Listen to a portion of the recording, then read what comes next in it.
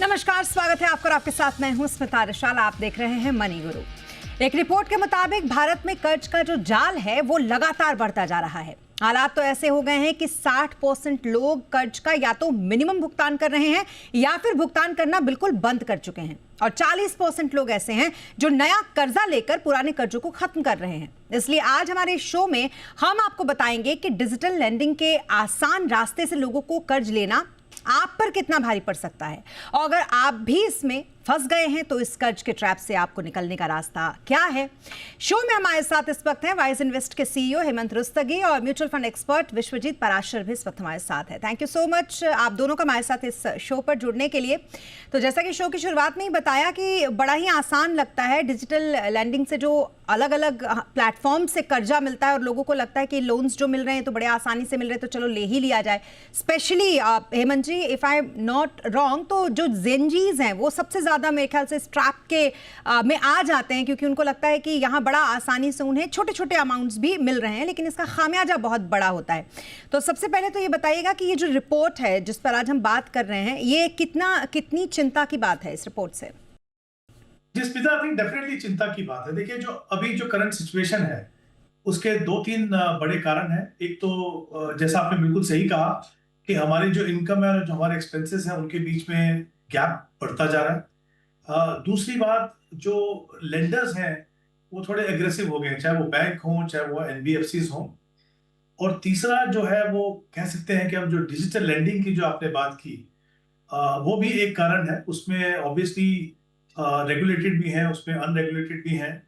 और जितना आसान आप लोगों को कर्जा लेना बनाएंगे, उतने लोग आप देखेंगे कि कहीं ना कहीं, देखिए, हर एक की एस्पिरेशन रहती है। लोगों को लगता है कि भाई अपना लाइफस्टाइल बदलें, और कहीं ना कहीं उसका कारण ये भी है कि जो फाइनेंशियल अवेयरनेस है उसकी कमी है। तो ये कुछ कारण है कि हम देख रहे हैं कि उसमें जो बदलाव है। देखिए, एक ऐसा समय था, टिपिकली जब हम अपने मिडिल क्लास की बात करते हैं तो ये सोचा जाता था कि भाई हमारी जो मिडिल क्लास है हिंदुस्तान में, क्योंकि हमारी सेविंग रेट हमेशा से हमेशा हाई रही है, तो ये सोचा जाता है कि बहुत प्रूडेंट है, बहुत सोच समझ के खर्चा करते हैं। मैं ये नहीं कह रहा हूं कि वो पूरी मिडिल क्लास में बदल गया है, लेकिन क्या हो रहा है कि एक सेक्शन डेफिनेटली है जहां पे आप देख रहे हैं कि ऐसी प्रवृत्ति है कि भाई ज्यादा खर्चा करना है। क्योंकि देखिए, हमारे दो तरह की रिक्वायरमेंट्स हैं।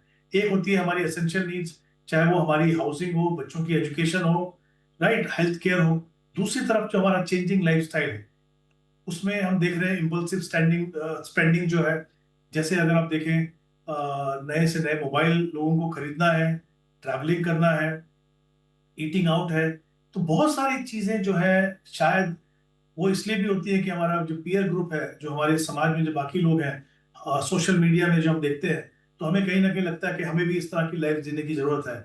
और क्योंकि स्पेशली अगर हम डिजिटल लैंडिंग की बात कर रहे हैं, वो इतना आसान हो गया है कर्जा लेना, कि आई थिंक हम देख रहे हैं कि ये प्रवृत्ति जो है वो बढ़ती जा रही है। तो कहीं ना कहीं मुझे लगता है कि ये बिल्कुल रिपोर्ट में जो आया वो सही है। ये वरी सब है, स्पेशली जैसे मैंने कहा, एक सेक्शन है जहाँ पे उनको लगता है, और जैसे मैंने कहा कि सोशल मीडिया का इम्पैक्ट भी है, कि वो खर्चे जो है हमारे बढ़ते जा रहे हैं, वो जो गैप है इनकम एक्सपेंस का बढ़ता जा रहा है। तो कहीं ना कहीं आई थिंक इस पे सोच विचार, और कहीं ना कहीं जो, चाहे वो जेन जी हो जाए, चाहे कोई भी ऐसे लोग हों जो इस तरह की प्रवृत्ति को फॉलो कर रहे हैं, कहीं ना कहीं सोचने की जरूरत है। बिल्कुल सही कहा आपने, किसी एक जनरेशन को इसके लिए टारगेट नहीं कर सकते, क्योंकि डिजिटल फोन सबके पास है और सोशल मीडिया का असर तो है। और विश्वजीत जी, सोशल मीडिया का असर तो इस कदर है कि आप त्यौहार ले लीजिए या किसी भी तरीके की चीज़, किसी की शादी ले लीजिए, हर किसी को ये रहता है कि अगर इसने इस तरीके का कुछ किया है तो वो मुझे भी करना है, चाहे वो उसके लिए ज़रूरी हो या ना हो। और अब कहीं ना कहीं वो जो एक दायरा था कि क्या हमारे लिए ज़रूरी है और क्या हम चाहते हैं, उसमें अंतर अब ख़त्म होते जा रहा है, और लोग किसी भी तरीके से चाहते हैं कि जो हम चाहते हैं पहले उसको पूरा कर ले। बहरहाल, फिर भी मैं आपसे ये जानना चाहूँगी कि आपको ये रिपोर्ट एक नज़र में देखने के बाद क्या दिमाग में आया, और दूसरा ये कि अगर इस तरीके की प्रवृत्ति हो रही है तो बचने के उपाय हैं क्या अभी के समय में इससे? बिल्कुल, देखिए ये तो बहुत ही खतरनाक है, क्योंकि हमारा देश जो जाना जाता था वो सेवर्स के लिए जाना जाता था। हम कहते थे कि रोटी कपड़ा और मकान है, लेकिन अब ये जनरेशन है, वो मैं हमेशा कहता हूँ, जिंदगी ना मिले दोबारा, तो ये जरूरी नहीं है कि आप लाइफस्टाइल एंजॉय कर रहे हैं तो आपको सेविंग ही नहीं करनी है, आपको अपने आने वाले फाइनेंशियल गोल्स के बारे में सोचना ही नहीं है। तो अगर ऐसा हो रहा है और लोन ज्यादा लिया जा रहा है क्योंकि बहुत इजीली अवेलेबल है, बाय नाउ पे लेटर जैसी ऑप्शंस है, 5 मिनट में आपको कोई कोलेटरल जमा नहीं करना, आपके पास लोन ट्रांसफर हो जाएगा आपके अकाउंट में। तो ये बहुत सुविधाजनक हो गया है, ईजी हो गया है। तो इस वजह से लोग काफी इस ट्रैप में फंसते जा रहे हैं। तो ये चिंता का विषय तो अवश्य है। अब होता क्या है, नॉर्मली लोगों को पीयर प्रेशर बहुत ज्यादा तंग करता है, क्योंकि कैसा आपने बोला कि आईफोन 17 आ गया है तो वो लेना ही लेना है, या बाहर से खाने का ऑर्डर अब कितना बढ़ गया है तो वो भी एक लाइफस्टाइल चेंज है। तो कहीं ना कहीं ये लाइफस्टाइल जो है, एक जो इन्फ्लेशन है इसकी, ये कहीं ना कहीं हमारी सेविंग को हिट कर रही है, जिसके लिए हम जाने जाते थे। तो होता क्या है, आगे चल के प्रॉब्लम कहाँ आ रही है कि आप प्राइवेट जॉब में हैं, आपने लोन इतना सारा ले लिया है और आपकी जॉब चली जाती है, या कोई मेडिकल इमरजेंसी आ जाती है, आपने अपना मेडिकल इंश्योरेंस नहीं ले रखा लेकिन लोन बहुत ले रखे हैं। तो ये सब समस्याएं जो हैं बहुत चिंताजनक है। और उसके ऊपर जैसा अभी हेमंत जी कह रहे थे, फाइनेंशियल इलिटरेसी है, आप लोन ले रहे हैं, आपको यही नहीं पता कि रेट ऑफ इंटरेस्ट कितना है उस लोन पे, तो आप लिए जा रहे हैं क्योंकि आपको इम्पल्सिव शॉपिंग करनी है, आज ही खरीदना है। अब वो लोन 15% है, क्रेडिट कार्ड पे है, पर्सनल लोन है जिसको हम नॉर्मली कहते हैं गुड लोन बैड लोन। तो अगर होम लोन ले रहे हैं तो कोई दिक्कत नहीं है, लेकिन अगर आप पर्सनल लोन ले रहे हैं, क्रेडिट कार्ड पे लोन ले रहे हैं और बिल्कुल चेक भी नहीं कर रहे हैं कि क्या चार्जेस हैं, तो वो कहीं ना कहीं आपको एक ऐसे ट्रैप में फंसा देता है जहां से बचना बहुत मुश्किल है। ऐसा नहीं है कि आप बच नहीं सकते, बहुत सारी सुविधाएं हैं। पहले तो आप जाने कि आपका कितना लोन है, एक पीस ऑफ पेपर पे लिख के तो रखें, और कोशिश करें जो high rate of interest loan है उसको कैसे उतारा जाए, उसको कैसे खत्म किया जाए, या फिर जो छोटे छोटे लोन है जिसको हम स्नो बॉलिंग कहते हैं, उसको कैसे खत्म किया जाए। क्योंकि जितने छोटे लोन्स हैं, आप अक्सर देखते हैं, आपने एक लोन लिया 2 साल के लिए, कितनी ईएमआई थी, 1,000 रुपए, तो आपको लगा वो छोटी सी बात है, चुकता कर देंगे, बट लेकिन आप ट्रैप में फंस गए। तो कोशिश करें अगर आपको कोई बोनस मिल जाता है तो आप उसको, छोटे छोटे लोन्स को खत्म करें, ताकि आप साइकोलॉजिकली आपको लगे कि आप ये लोन के जो कर्ज में फंसे इससे निकल सकते हैं। क्योंकि आपको पॉजिटिव रहना बहुत जरूरी है, तभी आप इस ट्रैप से निकल पाएंगे। अब क्योंकि आपने बहुत अच्छे से समझाया, इस पे आगे भी हम बात करेंगे कि कौन-कौन से ऐसे रास्ते हैं जिससे कि अगर आप इस ट्रैप में फंसे तो उससे निकल सकते हैं। लेकिन उससे पहले हेमंत जी, मैं आपसे जानना चाहूंगी कि अगर मान लीजिए कोई डिफॉल्टर हो ही जाता है तो फिर उसके साथ होता क्या है? देखिए, एक तो आरबीआई की गाइडलाइंस है बहुत क्लियर कि भाई इस ऐसे केसेस को किस तरीके से हैंडल करना है। मतलब ये हमेशा कहते हैं कि अगर कोई डिफॉल्टर है, डिफॉल्टर दो कारण से हो सकता है। एक तो जेन्युइनली किसी की फाइनेंशियल डिफिकल्टीज हो सकती हैं कि वो वाकई में वो ईमानदारी से रिपे करना चाहते हैं लेकिन वो कर नहीं पा रहे हैं। दूसरी तरफ ऐसा भी होता है, जैसे हमने पहले भी बात की, कि आपने इम्पल्सिव स्पेंडिंग कर दी, बिना सोचे समझे कर दी, और फिर हमें समझ में नहीं आ रहा कि हम पे कैसे करें। तो ऑब्वियसली क्या होगा, आपको नोटिस मिलेंगे, राइट, एक दो बार नोटिस मिलेंगे, फिर आपके पास वो जो लैंग्वेज है वो धीरे धीरे बदलती है, फिर आपके पास रिकवरी एजेंट आने शुरू हो जाएंगे आपके पास। तो कहीं ना कहीं आई थिंक आरबीआई बहुत क्लियर है कि जो आप अगर बोरो है, जो जो डिफॉल्ट कर रहे हैं, तो उनकी डिग्निटी का आपको हमेशा बना के रखना है। तो ऑप्शन कई सारी होती हैं। ऑब्वियसली सिचुएशन जो है वो अनप्रेजेंट हो जाती है, क्योंकि जब रिकवरी एजेंट आते हैं वो आरबीआई गाइडलाइंस को फॉलो नहीं करते हैं। तो हम बहुत सारे ऐसे किस्से सुनते हैं कि किस तरीके से लोगों को ह्यूमिलेट किया जाता है। ऑब्वियसली उससे बचने के भी रास्ते हैं। चाहे आप लीगल रिकोर्स ले लें, चाहे आप अपने बैंकर से बात करें, उसमें वेज एंड मीन्स हैं उसको ठीक करने के लिए। लेकिन उसका सोल्यूशन जो है सबसे पहला वो आपके हाथ में है।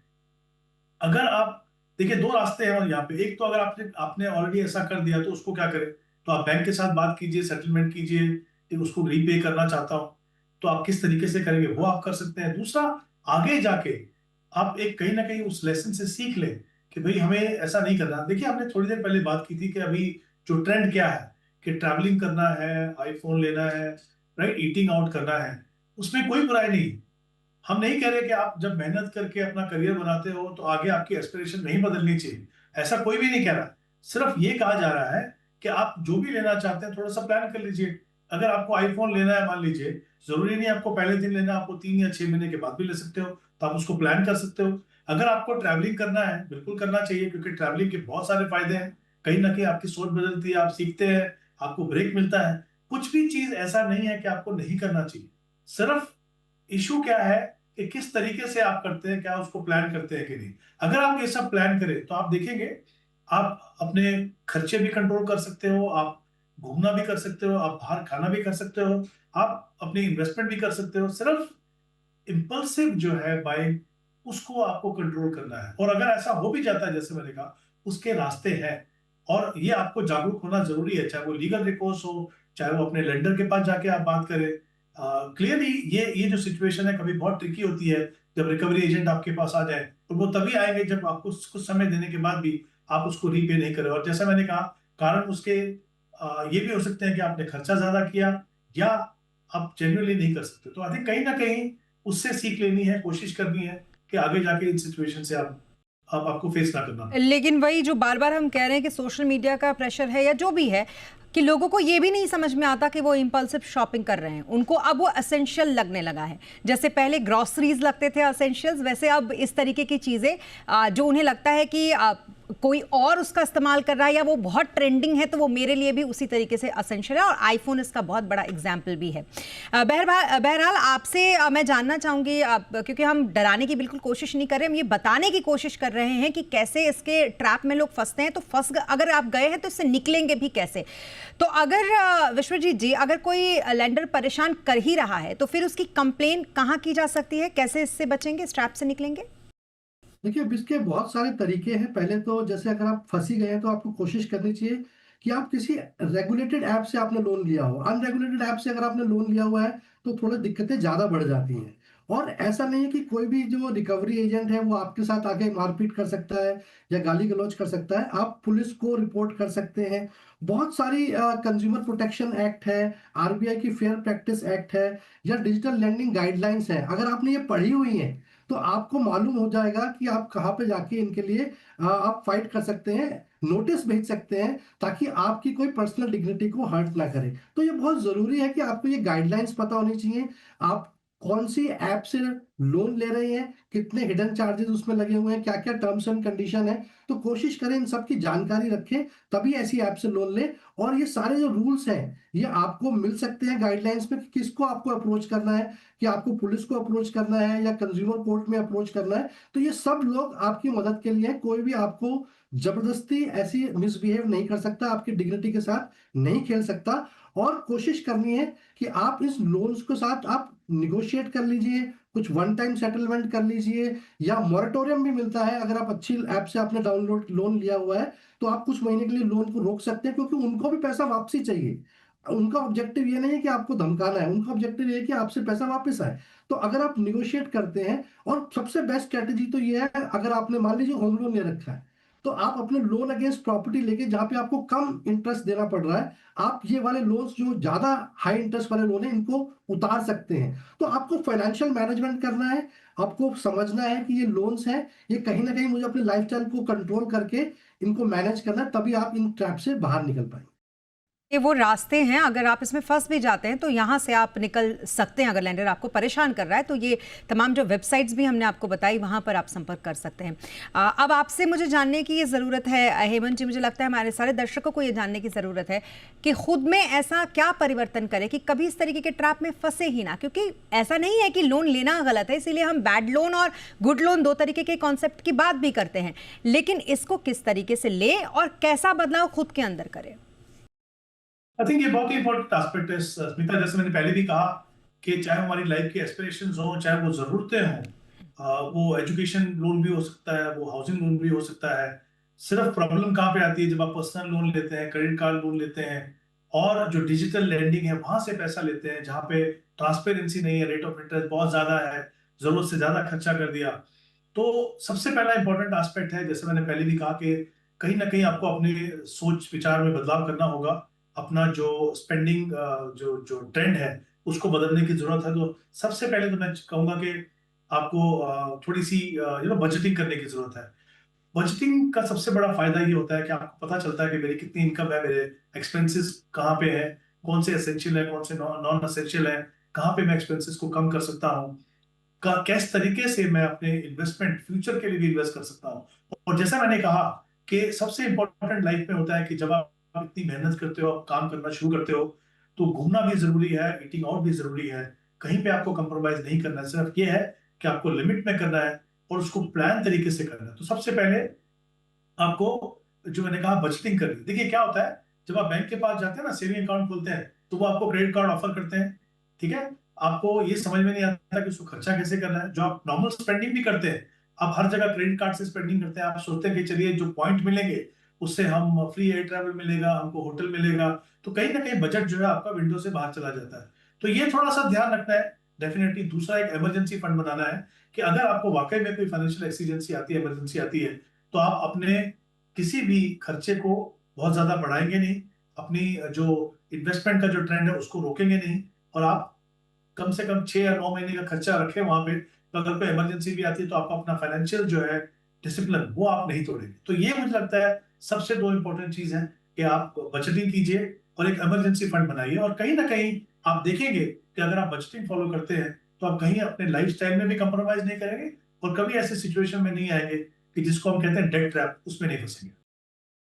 बिल्कुल, तो ये सबसे बड़ी ज़िम्मेदारी तो आपकी खुद की बनती है कि आप कैसे जो ये डेट का ट्रैप है इसमें ना फंसे और एक फाइनेंशियल जर्नी जो है उसको बड़ी स्मूथ आप रखें। इससे ना सिर्फ आपकी जो फाइनेंशियल हेल्थ है वो सुरक्षित रहेगी, बल्कि आपकी मेंटल हेल्थ भी बहुत सुरक्षित रहेगी।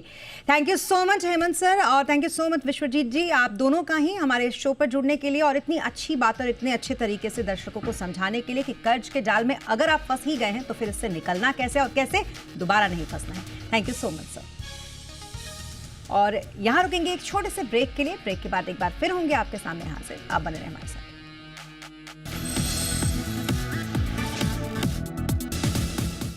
ब्रेक के बाद एक बार फिर आपका स्वागत है और अब हम जानेंगे कि multi asset fund, all weather fund कैसे होते हैं और किस तरीके की स्टेबिलिटी ये आपके पोर्टफोलियो में देते हैं। इन तमाम बातों को जानने के लिए हमारे साथ इस वक्त एक खास मेहमान है। हमारे साथ इस वक्त हैं एक्सिस म्यूचुअल फंड के फंड मैनेजर आदित्य पगरिया। आदित्य सर, बहुत शुक्रिया आपका इस शो पर जुड़ने के लिए। सबसे पहले तो ये बताइए कि आखिरकार क्यों इतने खास हैं ये मल्टी एसेट फंड, क्यों हर एक मार्केट के साइकिल में ये आपको स्टेबिलिटी देने के लिए काफ़ी हैं? Thank you Smita ji, program में इनवाइट करने के लिए। जी, मल्टी एसेट फंड जैसे आप खुद जानते हैं कि वो डिफरेंट एसेट क्लास में डिफरेंट टाइम्स में पैसे डालता है। तो वो इक्विटी में, डेट में और कमोडिटी डिफरेंट एसेट क्लास में पैसा डालता है। अब हर एसेट क्लास हर समय पर इक्विवेलेंट रिटर्न नहीं देता है। तो हमने एक इंटरनल स्टडी की थी पिछले 19 सालों में किस एसेट क्लास ने कब आउट परफॉर्म किया है। तो हमने पाया है कि पिछले 19 साल में इक्विटी जो है करीब 9 टाइम आउट परफॉर्म किया है बाकी एसेट क्लासेस को। गोल्ड एंड सिल्वर है, उन्होंने 5 बार आउट परफॉर्म किया है, और जो डेट है उन्होंने 2 बार आउट परफॉर्म किया है। तो आप देखेंगे कि हर एक साइकिल में हर एसेट क्लास एक तरह से नहीं चलता है। तो इसीलिए मल्टी एसेट फंड्स बहुत जरूरी है ताकि निवेशक अपना जो रिस्क है वो डाइवर्सिफाई करके चले और अपने इन्वेस्टमेंट जो है मल्टीपल एसेट्स में कर सके, ताकि बाजार के ज्यादा उतार चढ़ाव के टाइम पे उनको एक रिस्क एडजस्टेड रिटर्न मिल सके। बिल्कुल। अब क्योंकि हमेशा हम ये देखते हैं कि डाइवर्सिफिकेशन की बात होती है और ख़ास करके तब जब मार्केट ऊपर नीचे हो तब तो और भी ज़्यादा होती है कि आपका पोर्टफोलियो कितना डाइवर्सिफाई है ताकि वो उस सिचुएशन को भी संभाल सके। तो क्या फ़ायदे होते हैं डाइवर्सिफिकेशन के इस फंड को लेने के बाद? इसमें क्या है, निवेशक क्या है, इक्विटी को एक ग्रोथ ओरिएंटेड साइकिल की तरह से देखते हैं। जो डेट होता है उसको स्टेबिलिटी के लिए देखते हैं, और जो कमोडिटी होती है उसको आप निवेशक जो है एक तरह से हेज की तरह से देखते हैं। तो हर एक मार्केट सिनेरियो में जैसे मैंने बोला हर एसेट क्लास अलग अलग तरीके से रिटर्न देता है। तो फंड मैनेजर मल्टी एसेट में क्या करता है, डिफरेंट एसेट क्लासेस को कंबाइन करके एक रेशियो में चलाता है जिससे रिस्क एडजस्टेड रिटर्न्स निवेशकों के बेटर आए।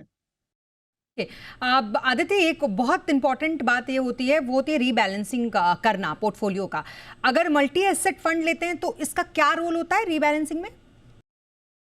रीबैलेंसिंग जो होता है ये मतलब काफी वाइड बैंड है। जैसे हमारे मल्टी एसेट फंड्स है उसमें हम जो है इक्विटी एक्सपोजर करीब 10% से लेके 80% तक ले सकते हैं। वही डेट का भी 10 to 80% का है। कमोडिटी जो है 20 to 35% का है। तो उसमें क्या होता है, जैसा मार्केट सिनेरियो है, अगर जैसे आपने पिछले साल देखा होगा कि कोई कोई एसेट क्लास बहुत आउट परफॉर्म करता है। फॉर एग्जांपल गोल्ड और सिल्वर ने पिछले साल करीब 50% का रिटर्न दिया था, जबकि इंडियन इक्विटीज ने करीब 4 से 5% का रिटर्न दिया था और डेट ने यूजुअल 6 से 7% का रिटर्न दिया था। तो मल्टी एसेट फंड में ये होता है कि जब एक एसेट क्लास आउट परफॉर्म कर ले एक पर्टिकुलर टाइम पीरियड में, तो फंड मैनेजर वो कॉल ले सकता है कि मुझे अपना जो पोर्टफोलियो है वो रिबैलेंस करना है। जो एसेट क्लास चल चुका है वहां से थोड़ा पैसा निकाल के जहां पे view may be for example इस सिनेरियो में जहां पे कमोडिटीज बहुत चल चुकी है, वहां पे मैं कमोडिटी से थोड़े पैसे निकाल के depending on the market scenario और जो हमारा आउटलुक है उस हिसाब से मैं या तो डेट फंड्स में एलोकेशन बढ़ाऊंगा या फिर इक्विटी फंड्स में एलोकेशन बढ़ाऊंगा। तो जिस तरह से जो एसेट क्लास परफॉर्म किया है वो हिसाब से यहाँ पे फंड की रिबैलेंसिंग होती है टाइम टू टाइम। ओके अब आपने इतना सब कुछ बताया तो एक और, क्योंकि हम हर एक इसके उस पर बात कर रहे हैं, हमने रीबैलेंसिंग की बात कर ली, हमने इससे पहले डाइवर्सिफिकेशन की बात कर ली, एक और टर्म होता है एसेट एलोकेशन और ये भी बहुत इंपॉर्टेंट है। लॉन्ग टर्म में अगर हम एसेट एलोकेशन करते हैं तो ये कितना हमारे लिए सही रहता है? सर आपने बिल्कुल सही बात की, एसेट एलोकेशन बहुत जरूरी होता है। बिकॉज क्या होता है सब आप वो एक पुरानी कहावत है ना, सारे all eggs you put in one basket is very risky.